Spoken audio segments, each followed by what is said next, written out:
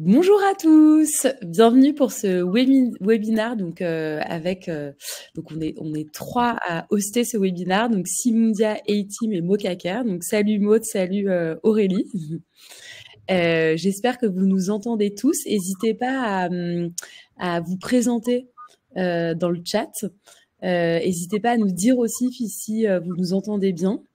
Le but, c'est que ce soit vraiment hyper participatif comme webinaire, qu'on puisse répondre à vos questions. N'hésitez pas à réagir, à intervenir. On aime bien quand il y a du débat aussi entre personnes qui nous regardent. Donc, est-ce que déjà vous nous entendez bien? Apparemment, tout marche. Ouais, super. Voilà, j'ai l'impression qu'il n'y a pas de problème de son, donc déjà c'est top. On va prendre un temps donc plutôt à la fin pour répondre à vos questions. Après, bon, si jamais il y a des interventions et que ça se glisse bien dans ce qu'on dit, bah, on pourra répondre aussi, j'ai envie de dire, en direct. Voilà, et du coup, bah, je vous laisse peut-être vous présenter, Joséphine enfin Maud et Aurélie, pardon. Parfait. Merci Colombe. Ravie d'être là avec vous ce matin. Donc moi, je suis Maud Galievski, je suis CSM, donc Customer Success Manager, grand compte chez A-Team. A-Team, c'est une plateforme qui permet de personnaliser et d'automatiser les parcours de toutes les étapes de la vie d'un collaborateur, donc de l'intégration, la mobilité, mais également dans le cadre des départs. Et moi, en tant que CSM, j'accompagne les clients pour mettre en place la plateforme au sein de leur entreprise. Et également, je m'occupe du suivi. Je vais laisser Aurélie se présenter. Oui, bonjour tout le monde, je suis Aurélie Morat, je suis psychologue référente chez Moka.care. Je suis ravie d'être avec vous aujourd'hui pour parler des sujets de la mobilité. Chez Moka.care, on accompagne nos clients au quotidien dans la mise en place de mesures favorisant le bien-être mental des salariés à travers, par exemple, une application de contenu.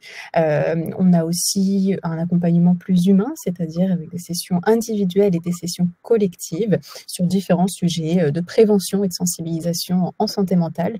Et voilà, je vais laisser la main du coup pour la suite. Colombe, donc moi je suis cofondatrice de Simundia, je suis psychologue de formation, j'étais RH avant, donc je m'occupais de consultants au BCG et le coaching était réservé soit aux consultants en situation d'échec, soit aux top managers. Donc je trouvais ça hyper dommage de ne pas pouvoir coacher de façon plus large les employés quand ils en avaient besoin. Et donc j'ai cofondé Simundia il y a 7 ans pour démocratiser le coaching situationnel par visio au sein des entreprises. Donc, on va commencer ce petit webinaire en vous posant une question. Selon vous, quel pourcentage de salariés français estiment qu'il n'y a pas assez d'opportunités d'évolution dans leur entreprise pour envisager d'y rester dans la durée? Donc, on va vous envoyer, là, vous avez reçu normalement par chat un sondage. Et donc, on va vous demander d'y répondre.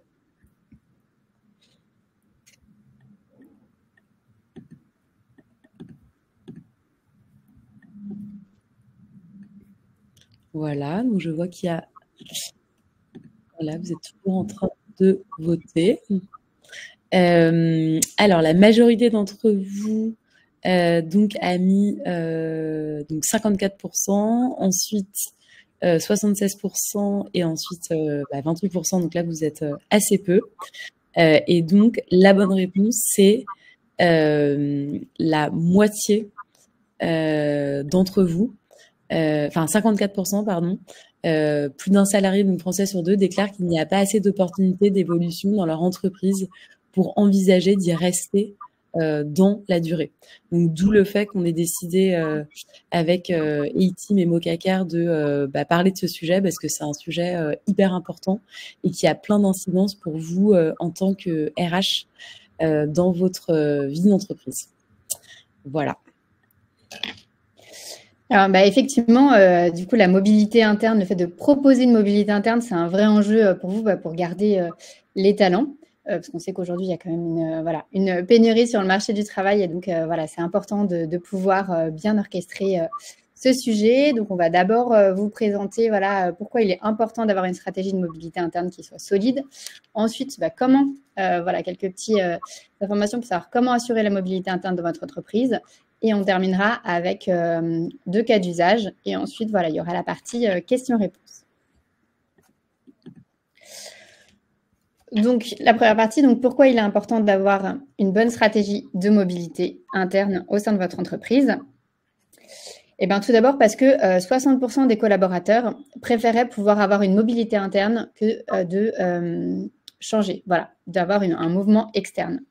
C'est hyper important parce que c'est une vraie tendance pour pouvoir garder vos salariés, parce qu'aujourd'hui, c'est pas simplement le fait de pouvoir avoir des évolutions salariales. Il y a un vrai contrat psychologique entre l'employeur et l'employé pour lui permettre d'évoluer, de trouver sa place au sein de l'entreprise et c'est aussi un facteur clé de satisfaction et aussi de pouvoir avoir une grande loyauté de la part de ses employés. Avant d'aller un peu plus sur le sujet, on va reprendre un petit peu qu'est-ce que c'est la mobilité interne. Quel type de mobilité interne est possible au sein d'une entreprise. Alors, on a les 3. Il y a la mobilité verticale, plus souvent appelée promotion. Donc, c'est vraiment quand il y a un changement de poste. Par exemple, on prend des prises de fonction managériales, on a son scope qui est élargi. On peut rester au sein de la même équipe ou alors changer d'équipe. Mais en tout cas, il y a vraiment des prises de fonction plus importantes, plus stratégiques et plus complexes. Ensuite, il y a la mobilité horizontale. Là, si on reste sur le même périmètre, le même type d'emploi, après, on peut effectivement changer de service, changer d'entreprise au sein d'un groupe. Mais en tout cas, en termes de fonction, elle reste stable. Et la dernière mobilité, c'est la mobilité géographique.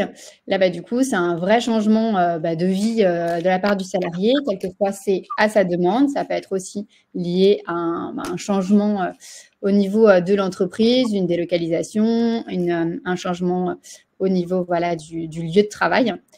Ça, c'est une mobilité qui peut être à la fois horizontale et verticale, mais où il y a vraiment la notion du fait que le salarié va avoir à changer au niveau de son lieu de travail. Et pourquoi est-ce que cette mobilité est importante? Donc, ce qui est super, donc on vient de voir avec Maud que c'était un vrai désir côté salarié, une véritable attente. Et la bonne nouvelle, c'est qu'il y a un alignement. Donc, autant jouer dessus entre employés et employeurs sur ces sujets. Parce que vous, en tant qu'employeur, ça vous permet de fidéliser vos talents. Comme on l'a vu, c'est une des demandes des employés. Comme vous devez le voir, le turnover est de plus en plus élevé. Il y a de plus en plus, les collaborateurs sont de plus en plus exigeants. Il y a de plus en plus de collaborateurs qui quittent les entreprises, ce qui implique pour vous, en termes RH, moins de satisfaction client, une perte de savoir-faire, devoir reformer quelqu'un. Ça affecte souvent les départs, l'ambiance au travail. Ça représente un vrai coût de gestion. Donc, vraiment, envisager la mobilité interne, c'est important. Il y a une enquête LinkedIn de 2023 qui met en évidence que les collaborateurs français qui ont changé de poste en interne ont 57% de plus de chances d'être toujours dans leur entreprise 3 ans plus tard, contre 34% d'entre eux qui n'ont pas évolué. Donc, pour les collaborateurs, évoluer, il y a moins de bore-out, ils apprennent des nouveaux challenges, c'est plus stimulant, ils apprennent des nouvelles compétences. Donc, vous avez des employés qui montent en compétences, qui sont motivés, etc. Et du coup, forcément, ça engendre une réduction de vos coûts de recrutement. Donc, comme vous le savez peut-être, le coût moyen d'un recrutement, c'est entre 3 000 et 10 000 euros. Et donc, il faut beaucoup plus envisager de recruter quelqu'un en interne. 56% des entreprises considèrent que le recrutement par mobilité interne est plus performant qu'en externe. On le voit souvent, on recrute des personnes et en fait, ça marche pas avec la culture d'entreprise.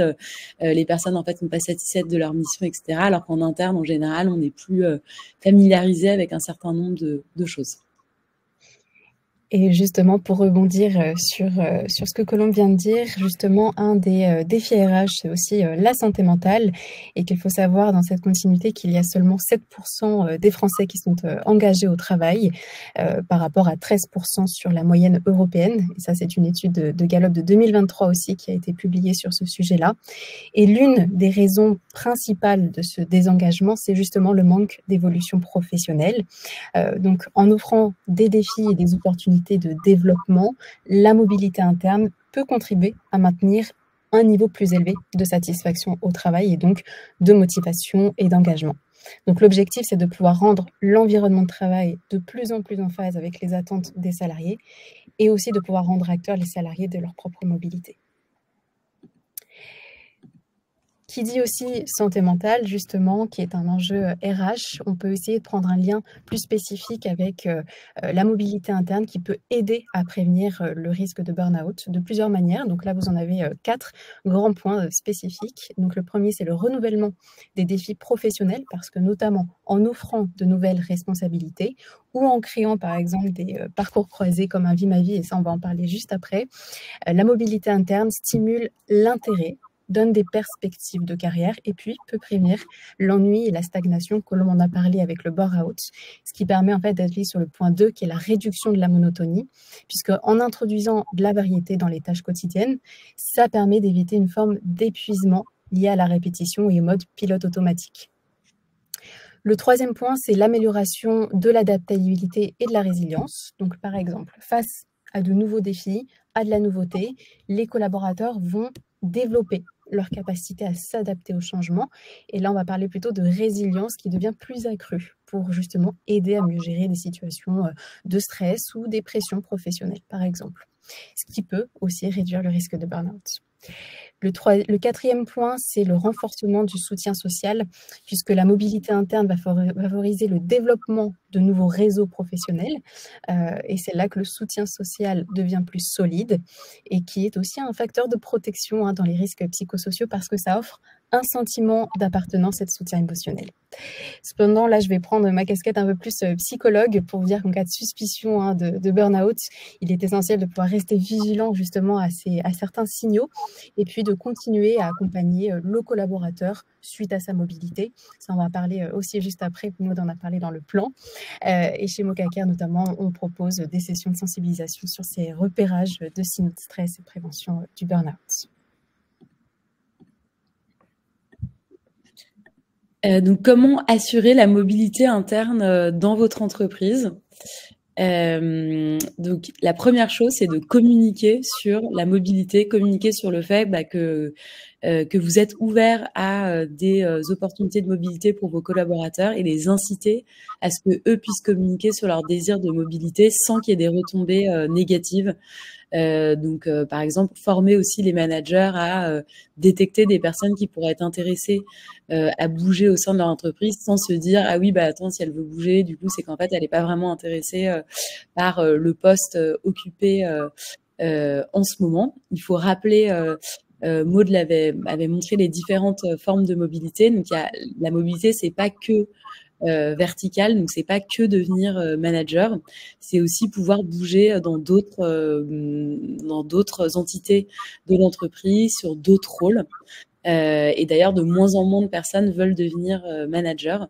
Donc, ne pas hésiter à pousser les personnes à pouvoir leur montrer où est-ce qu'elles pourraient se projeter potentiellement.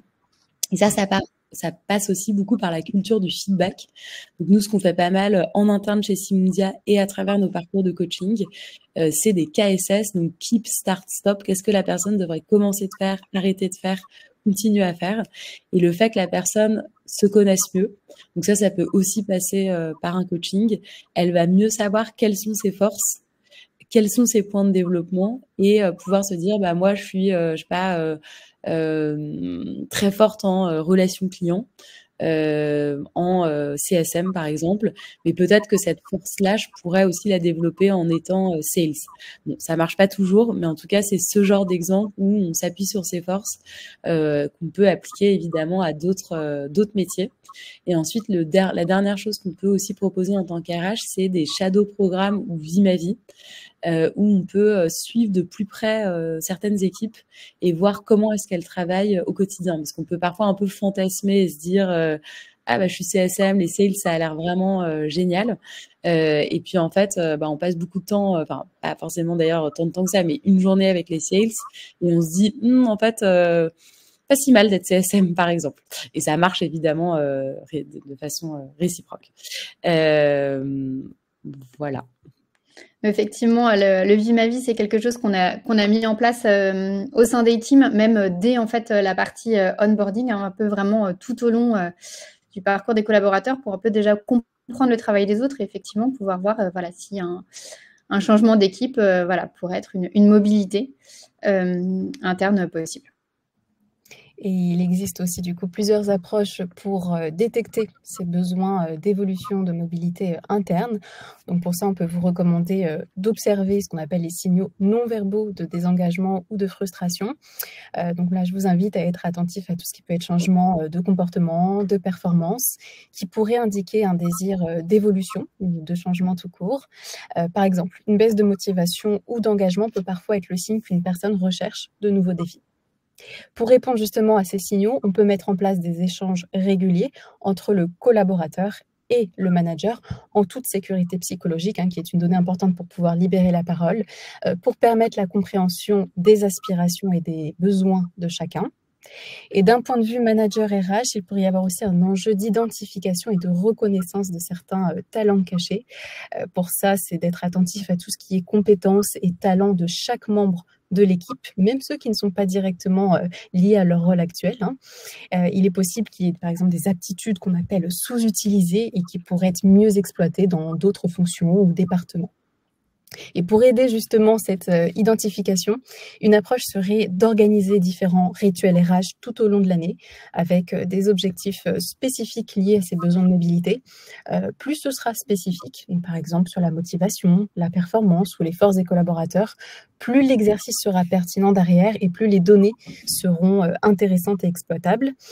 Par exemple, vous pouvez retrouver l'organisation d'un forum de la mobilité pour créer un besoin, les fameux Vie ma vie évoqués juste avant.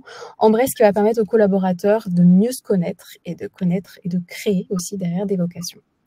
Le dernier exemple qu'on peut citer, un peu une bonne pratique RH, c'est d'adapter les trames d'entretien en intégrant des questions sur les besoins d'évolution et puis aussi de mobilité interne de vos collaborateurs pour recueillir le feedback sur leurs aspirations. Alors du coup, Aurélie et Colombe ont parlé de comment détecter la mobilité. Donc une fois que vous l'avez détectée, cette mobilité, comment faire pour qu'elle soit un succès? Parce que voilà, la mobilité, c'est avant tout le départ d'un collaborateur sur son poste. Donc c'est quelque chose qu'il faut préparer, que ce soit dans le cadre d'un changement de service ou alors dans le cadre d'une promotion ou d'un changement géographique. Il va y avoir quand même un changement au niveau de l'équipe.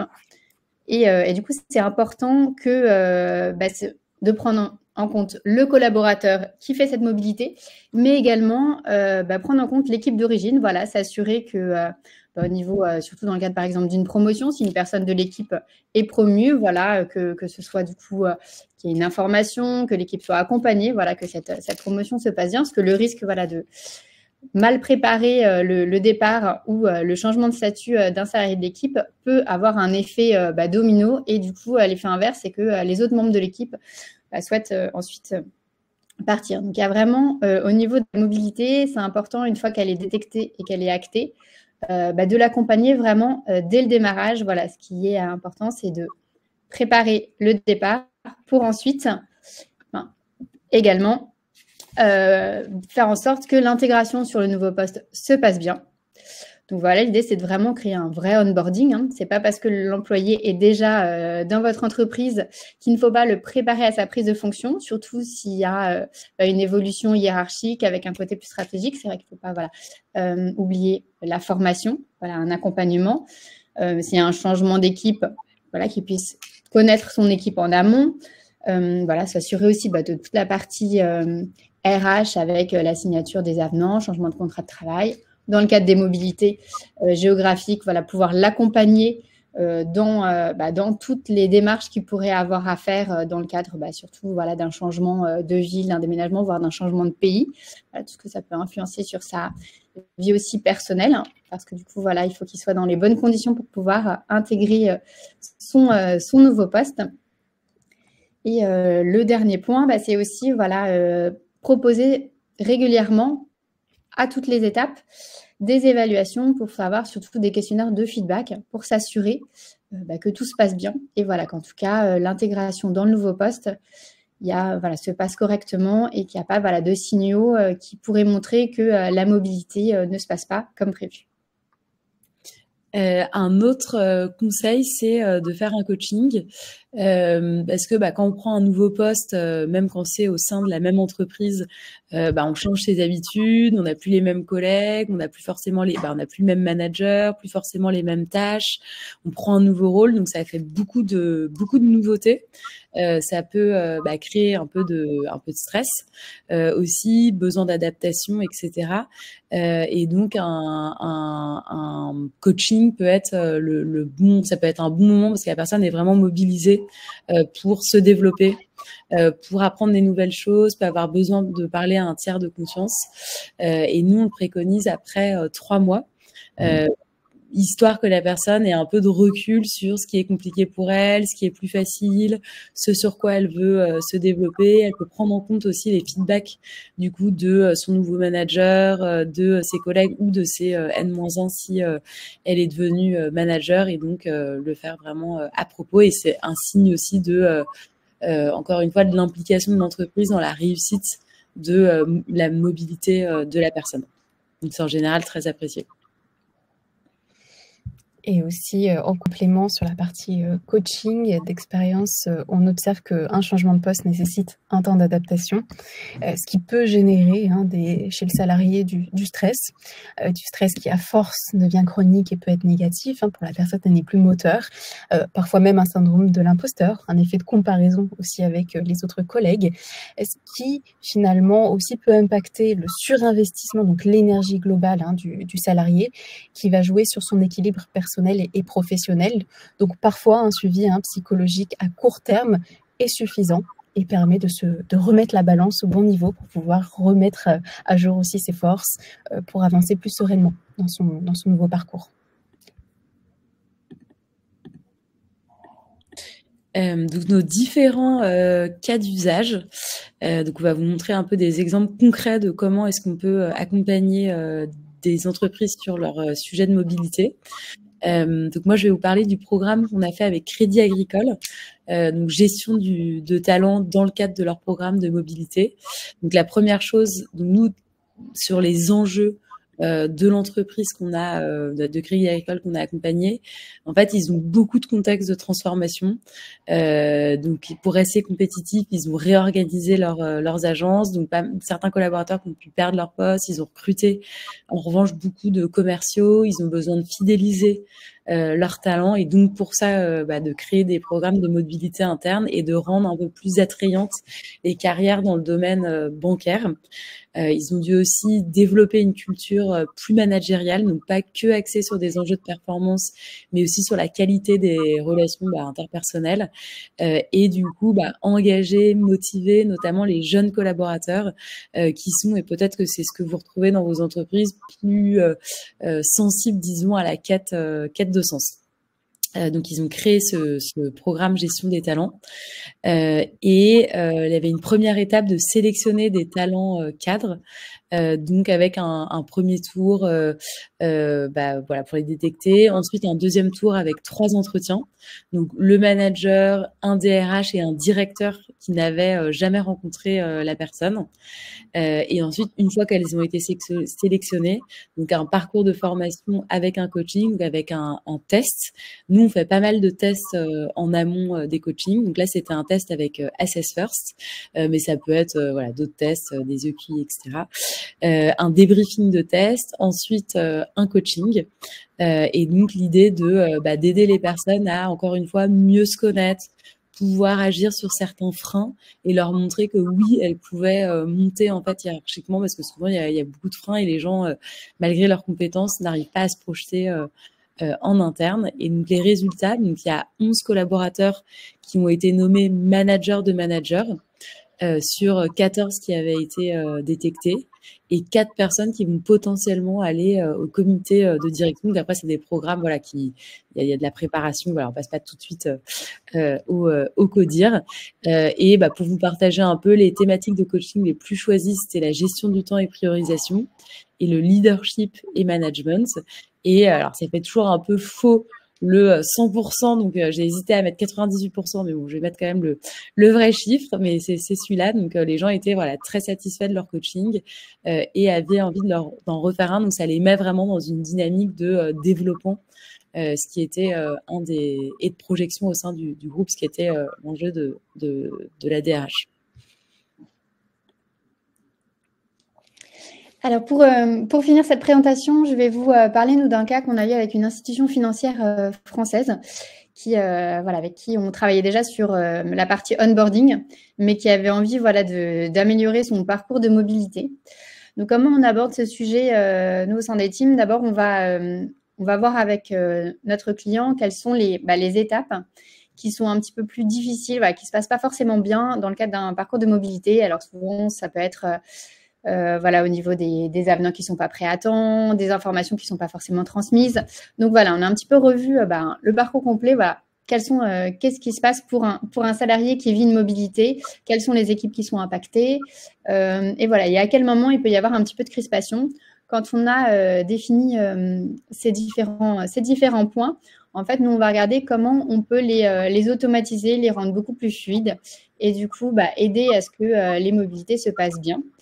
Donc dans le cadre de cette institution financière, on a créé un parcours qui commence bien avant le changement de poste, un mois avant. Il y a aussi des actions qui se passent le jour J, la première semaine, et on le suit pendant plus d'un mois.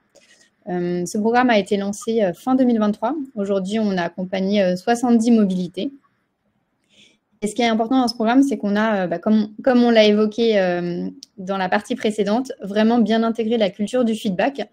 Un feedback à chaud, mais également un feedback un peu plus à froid au bout d'un mois, afin de savoir si tout se passe bien, si au niveau de sa prise de fonction, le salarié a tous les éléments à sa disposition.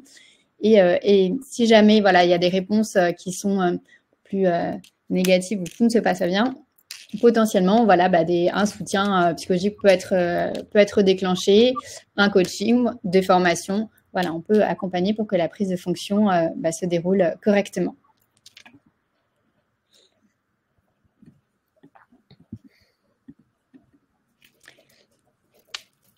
Merci à tous pour votre écoute. On va passer aux questions, donc n'hésitez pas à nous en poser. Je vois qu'il y en a une première qui est: comment mesurez-vous le succès de vos initiatives de mobilité interne?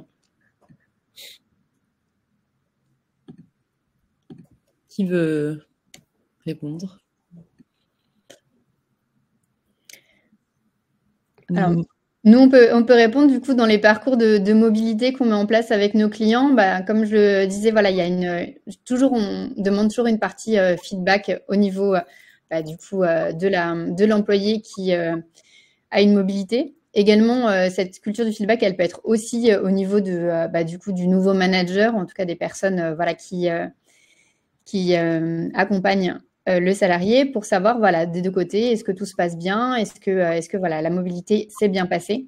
Donc c'est vraiment sur cette culture du feedback que ça peut être sur la nouvelle équipe, mais également elle peut être faite sur l'équipe où le salarié est parti pour savoir si du coup la mobilité s'est bien passée et du coup s'il y a une bonne continuité sur le poste après le départ du salarié.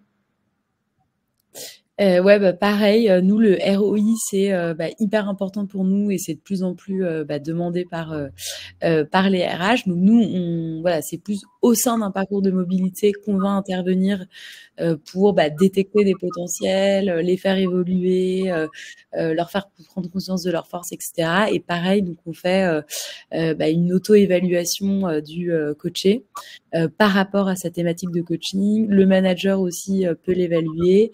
Et on a un dashboard de suivi agrégé avec du contenu quali et quanti qu'on expose tous les trimestres au RH et qui est hyper apprécié parce que ça lui permet vraiment de mieux connaître les besoins de sa population en temps réel.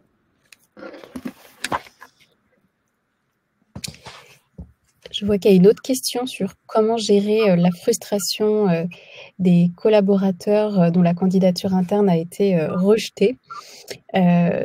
Si vous êtes d'accord, je vais rebondir dessus parce que c'est vrai que c'est un point qui est très très important parce que notamment, en fait, ce qui est ici crucial, c'est d'avoir, en tout cas quand on fait une mobilité interne, c'est d'avoir un process de recrutement qui est spécifique. C'est-à-dire que c'est important d'avoir une étude de cas avec des indicateurs précis d'évaluation derrière. Donc, plus on va être factuel, plus on sera objectif, plus le retour aussi sera constructif pour la personne. En effet, on peut attendre à avoir une réaction émotionnelle par rapport au refus, qui va être de la frustration, de la tristesse, de la colère, enfin, finalement tout ce qui va être généré aussi suite à un refus. Après, l'objectif, c'est pas finalement laisser ce refus, c'est que ce soit le plus constructif. Comme on dit, on est dans un parcours possible.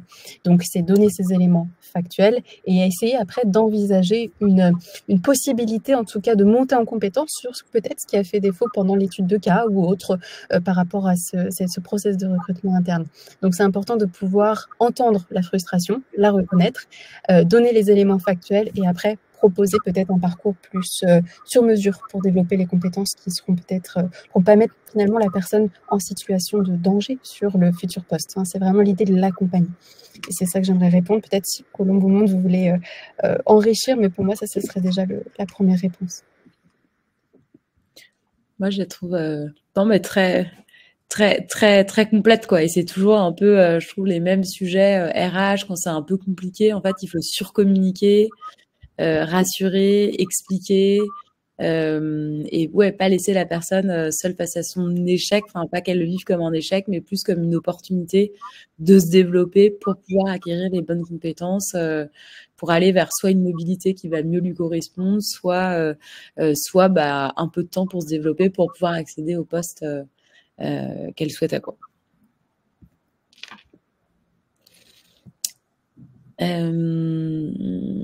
Alors, il y a une question sur comment commencer la communication sur la mobilité interne et la faire rentrer dans la culture des managers et de l'entreprise.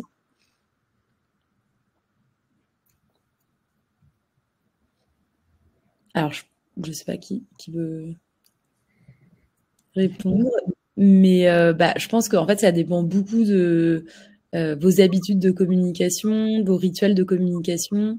Donc un peu des canaux aussi que vous utilisez avec les managers, mais c'est vrai que de façon générale, je sais que nous on le fait chez Simundia et c'est aussi une tendance qu'on voit de plus en plus chez nos clients, c'est de responsabiliser les managers, de s'appuyer de plus en plus sur eux parce que les RH peuvent pas être omniprésents. En général, vous avez des centaines de personnes dans votre scope et du coup le fait de pouvoir vous appuyer sur vos managers pour que eux puissent vraiment décliner votre stratégie RH au plus proche des collaborateurs, c'est hyper important et donc de démontrer en quoi la mobilité, comme on l'a vu, c'est essentiel si on veut fidéliser les talents. Par exemple, si on veut motiver les gens et du coup que les managers le comprennent et puissent du coup la véhiculer en interne, quoi. Oui. Donc on est à la fois sur une communication qui va être orale comme écrite finalement par rapport à ces besoins de mobilité interne pour faire rentrer dans la culture et faire toujours le lien avec les valeurs aussi de l'entreprise puisqu'on est vraiment dans une inscription dans la culture. Effectivement, c'est important de communiquer sur la mobilité, donc sur tous les canaux que vous pouvez avoir. Si vous avez des événements d'entreprise qui peuvent à informer sur ce sujet. Et je voyais pour rebondir sur une question qui était comment gérer au niveau d'un manager, quand un de ses talents veut partir sur un autre service, c'est aussi important dans la communication de la mobilité de voir que c'est pas un échec de la part du manager de l'équipe d'origine. C'est plutôt le fait de dire que il a permis à son collaborateur de se développer et de pouvoir évoluer dans le groupe et du coup de le fidéliser. Donc c'est aussi dans la communication, il faut que la mobilité soit présentée comme quelque chose de positif.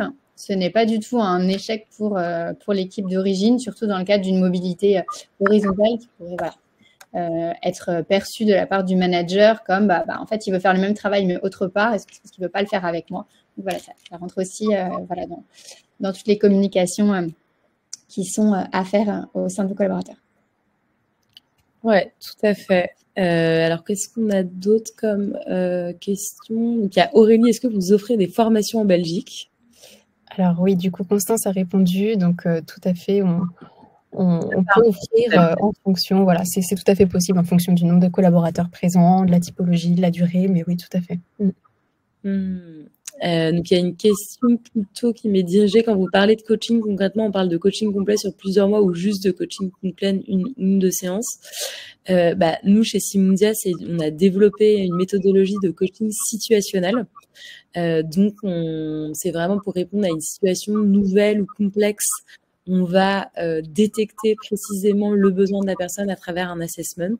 Et ensuite, on propose 2 formats de coaching. Donc, c'est 3 fois 1 heure ou 6 fois 1 heure. Mais il faut savoir que chaque séance se fait toutes les 3 semaines et que c'est pendant l'interséance aussi que la personne va travailler, qu'on lui pousse des outils, du contenu, des exercices pour qu'elle puisse travailler. Donc, et de toute façon, un coaching, en général, il y a un objectif précis, un temps précis, donc c'est pas c'est pas une psychanalyse sur 10 ans, quoi.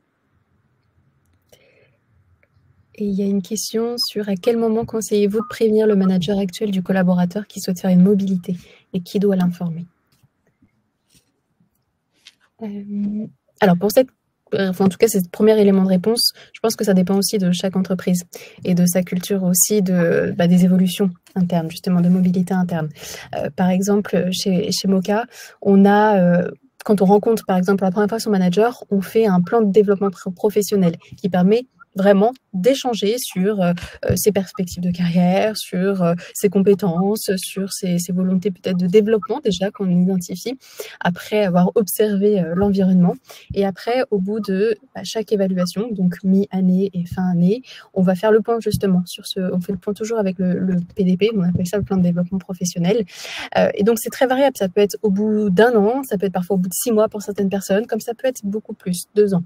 Donc ça dépend vraiment de vos parcours, ça dépend de chaque salarié. Mais en tout cas, ce que je disais tout à l'heure, c'est d'être attentif à ces signaux d'engagement ou de désengagement, de performance ou de sous-performance. Sous-performance peut être aussi un signal spécifique. Donc vraiment, pour moi, il n'y a pas un moment spécifique, c'est très relatif à la personne et à votre environnement aussi.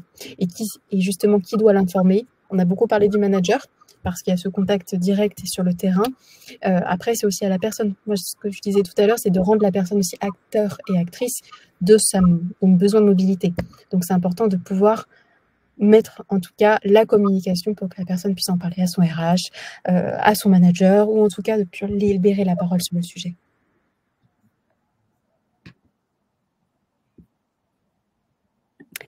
Est-ce qu'il y a d'autres questions?